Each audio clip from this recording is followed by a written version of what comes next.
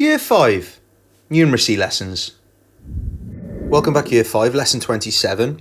Apologies for not getting the page size quite right. I don't think it's as big as it usually is for you guys. I'll sort it for the next lesson, okay? It's just something wrong with my app today. Word problems involving money. Okay, so I'll make it slightly bigger so you can see everything on your screen. There you go. Okay, so you've got A, B, and C, which are relatively straightforward. And you can see I've got a little arrow down here for the prices that you need for your iPad and your AirPods for question C. And then I've said for D, try and do it in your head. Now, you're not going to be able to do them all in your head. You might need to do some workings out. But for those you think, yeah, I can do that in my head, do it, okay? So let's work on our mental math skills as well. So pause the screen, so work out A to E, and then press play when you're ready to go through the answers. Okay, good luck. Okay, so for the first one, I've said John saves £82. Billy saves £16 a week for 5 weeks. Who saves the most? So we obviously need to work out how much Billy saves. And we'll do that by saying, what is 16 times 5? Now, I could say, what's 10 times 5? And what's 6 times 5? And then add the two answers together if I want. So I'll do it this way. 5 times 6 is 30. 5 times 1 is 5. Add the 3 is 8. So Billy saves £80. Who saves the most? Well, John. John saves £2 more. So for this next one, I need to do a calculation like I just did for Billy for both Jane and Jilly. So Jane saves £18 every week for 8 weeks. 8 8s is 64. 8 times 1 is 8. Add the 6 is 14. So Jane saves £144. Jilly, who is £23 every week for 6 weeks, she would save £138. So this time, Jane saves the most. Tarzan will be happy. Sorry, that's a terrible joke. Right, you have £1,000 to spend on Amazon. You buy 2 iPads and a pair of AirPods. How much money do you have left?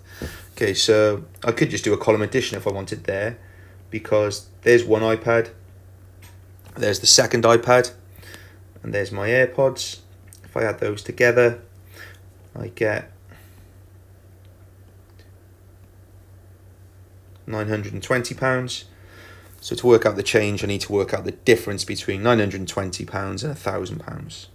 I have £80 left. Okay, I'm going to scroll down for this last one. So Thor buys 7 cola bottles, 12 flying saucers, and 11 laces. Pays with a £2 coin. How much change does he get? Okay, so my cola bottles, in my head, I could do 7 times 5.